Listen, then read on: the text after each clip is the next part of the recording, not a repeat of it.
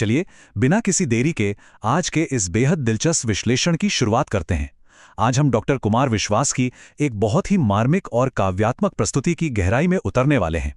देखिए, पहली नज़र में ये आपको सिर्फ एक पौराणिक कथा लग सकती है, लेकिन असल में ये आधुनिक सफलता, हमारी महत्वाकांक्षाओं और उस भारी कीमत का एक बहुत ही सटीक रूपक है जिसे हम अक्सर अपनी कामयाबी के शोर में अनदेखा कर देते हैं। तो आइए इस सफर को जरा करीब से समझते हैं। सफलता और उपलब्धि का असल बोझ क्या होता है, इसे समझने के लिए हमें सबसे पहले एक बहुत ही सोचने पर मजबूर कर देने वाले सवाल का जवाब खोजना होगा। जरा उस पल की कल्पना कीजिए, भगवान कृष्ण जो बड़े बड़े महासमर जीत चुके हैं, एक विशाल साम्राज्य के राजा बन चुके हैं, वो अंततः अपने उसी साधारण और शांत से गांव वृंदावन लौटते हैं, लेकिन वहां आते ही वो रो पड़ते हैं। आखिर ऐसा क्या था जिसने दुनिया जीतने वाले एक अजय सम्राट की आंखों में आंसू ला दिए? वृंदावन में पुनर्मिलन, ये वो हिस्सा है जो हमारी आज की इस चर्चा का मंच तैयार करता है। यह हृदयस्पर्शी पौराणिक प्रसंग बहुत ही स्पष्ट रूप से हमें दिखाता है कि कैसे एक इंसान जिसने पूरी दुनिया पर फतह हासिल कर ली है, अपनी उन मासूम जड़ों से कितना दूर आ चुका है जहां से उसने कभी अपने सफर की शुरुआत की थी। जब राधा को यह खबर मिलती है कि उनका प्रेमी लौट आया है, तो जरा उनके भावों पर गौर कीजिए। वो तुरंत जश्न नहीं मनाती, इसके बजाय वो एक बहुत ही दुखद वास्तविकता को सामने रखती हैं। वो जानती हैं कि जो लोग बहुत ऊंचाइयों पर पहुंच जाते हैं, जो अत्यधिक सफल होते हैं, वो अपनों के होने से पहले पूरी दुनिया के हो जाते हैं। उनकी ये पंक्ति बिल्कुल सच साबित करती है कि कामयाबी अक्सर इंसान को उसके अपनों से ही मीलों दूर कर देती है। अब इन दोनों स्वरूपों के बीच का जो अंतर है, वो वाकई बहुत कुछ कहता है। जब वो गले मिलते हैं तो ध्यान दीजिए, एक समय के उस सीधे साधे कान्हा के मोरपंख और वनफूल अब सम्राट द्वारिकाधीश के कठोर सोने के मुकुट, चुभने वाली मणियों और सुदर्शन चक्र में बदल चुके हैं। और ये मुकुट, ये मणियां अपनी कठोरता से राधा को सचमुच घायल कर देती हैं। ये महज एक कहानी नहीं है, बल्कि इस बात का एक बहुत ही शक्तिशाली प्रतीक है कि कैसे सफलता का जो कठोर कवच हम पहन लेते हैं, वो हमारी मासूमियत और कोमलता को पूरी तरह कुचल देता है। सफलता की कीमत।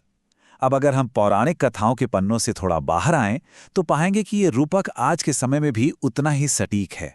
आज के बड़े बड़े अधिकारी, नेता या किसी भी क्षेत्र के सफल लोग जिस अकेलेपन और अलगाव से गुजरते हैं, ये कथा उस छिपे हुए दर्द को बहुत ही गहराई से हमारे सामने लाती है।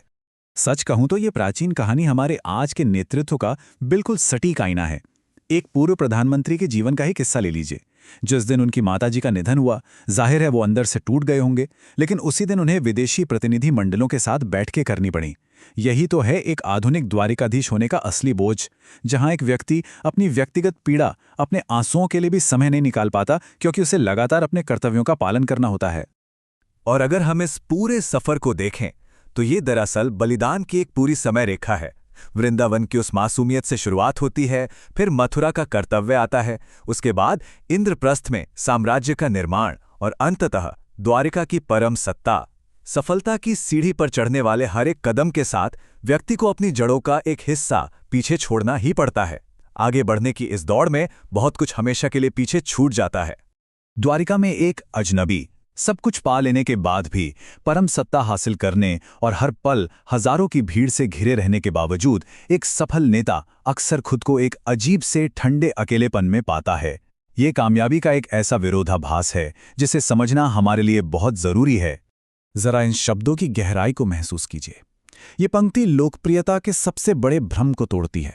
अपार सार्वजनिक प्रशंसा मिलना, लाखों लोगों की भीड़ द्वारा पूजा जाना, और फिर भी अंदर से खुद को उस पूरी दुनिया से बिल्कुल कटा हुआ महसूस करना। ये उस इंसान की आवाज़ है जिसने दुनिया का सब कुछ तो पा लिया, लेकिन कहीं ना कहीं खुद को ही खो दिया। इस अकेलेपन को आप ऐसे समझिए, एक तरफ तो वो महंगे शॉल और सम्मान हैं जो मंचों पर दिए जाते हैं, लेकिन जो बहुत ही सतही होते हैं, और दूसरी तरफ वो पुराने, बिना किसी दिखावे वाले सच्चे रिश्ते हैं। वो बचपन के दोस्तों या बुजुर्ग माता पिता के साथ की जाने वाली वो आम सी बातचीत जिसमें प्यार भरी डांट भी होती है। यकीन मानिए, जब इंसान शिखर पर होता है तो वो इन्हीं असली रिश्तों की कमी को सबसे ज्यादा महसूस करता है। नेतृत्व का बोझ। अब जैसे जैसे हम इस चर्चा के चरम पर पहुंचते हैं, तो शीर्ष पर खड़े होने की सबसे कड़वी सच्चाई सामने आती है। क्योंकि ऊपर पहुंचना केवल तालियां बटोरने के बारे में नहीं है, बल्कि दुनिया भर के गुस्से और निराशा को अपने अंदर सोखने के बारे में भी है। इसका एक बहुत ही सीधा सा उदाहरण है। जिस तरह जब एक हाथी गांव से गुजरता है तो कुत्ते उस पर भौंकते हैं, ठीक उसी तरह एक सफल नेता हमेशा आलोचकों के सीधे निशाने पर रहता है। जब आप समाज के लिए या दूसरों की जीत के लिए रास्ता बनाते हैं तो अक्सर लोग अपनी सारी शिकायतें और अपना सारा गुस्सा आप ही पर थोप देते हैं। नेतृत्व का असली मतलब ही उस भारी आलोचना को पूरी शांति के साथ पी जाना है। रस का माखन सबने चाखा, चोर हम ही कहलाए। ये लाइन नेतृत्व के सबसे बड़े और अंतिम बलिदान को हमारे सामने रख देती है। समाज बहुत ही खुशी खुशी सफलताओं का स्वाद चखता है, जीतों का जश्न मनाता है, लेकिन जब बात किसी गलती की आती है या आलोचना की होती है तो उस नेता को दोष का वो पूरा पहाड़ उठाने के लिए बिल्कुल अकेला छोड़ दिया जाता है। तो अब इस पूरे सफर के बाद ये एक सवाल है जो हम सभी को अपनी ही महत्वाकांक्षाओं की असली कीमत तौलने की चुनौती देता है। जीत हासिल करने की, आगे बढ़ने की इस अंधी दौड़ में क्या हमने कभी रुककर सोचा है कि हम किस चीज का बलिदान कर रहे हैं? कामयाबी के इस रास्ते पर चलते हुए हम अनजाने में अपने ही किन अनमोल और खूबसूरत हिस्सों को हमेशा के लिए पीछे छोड़ते जा रहे हैं? इस बारे में जरूर सोचिएगा।